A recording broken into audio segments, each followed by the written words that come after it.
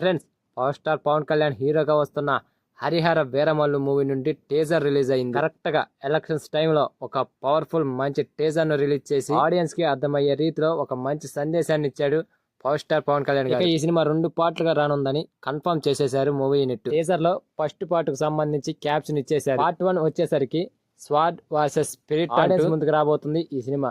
అయితే release date అయితే confirm చేయలేదు, కానీ టీజర్ చూశాక మాత్రం సినిమాపై విపరీతమైన హైప్ పెరిగింది. ఇక టీజర్ చూస్తుంటే 17వ శతాబ్దం నాటి సిచ్యువేషన్స్ కనిపిస్తున్నాయి. పేదలు దోపిడీకి గురవు, ధనవంతులు మరింతగా ఎదిగిపోవడం, ఇలాంటి ప్రాంతాల్లో న్యాయం కోసం యుద్ధం చేసే ఒక ఒంటరి యోధుడిగా ఈ సినిమాలో పవన్ కళ్యాణ్ గారు కనిపించబోతున్నారు. టీజర్ లో అయితే కళ్ళు చెదిరే విజువల్స్, బీజిఎం, కీరవాణి అందించిన బ్యాక్గ్రౌండ్ మ్యూజిక్, లొకేషన్స్, ఆ భారీ సెట్లు ఇవన్నీ థియేటర్లలో ఒక కొత్త అనుభూతిని పెంచడం ఈ సినిమా ఖాయం. ఇలాంటి క్యారెక్టర్ లో నటించడం పవన్ కళ్యాణ్ గారికి ఇదే ఫస్ట్ టైం. మరి ఈ క్యారెక్టర్ లో ఆడియన్స్ ని ఎలా మెప్పిస్తాడో పవన్ కళ్యాణ్ గారు చూద్దాం. ఇకపోతే ఈ సినిమా ఫస్ట్ లో స్టార్ట్ అయింది 2021 లో.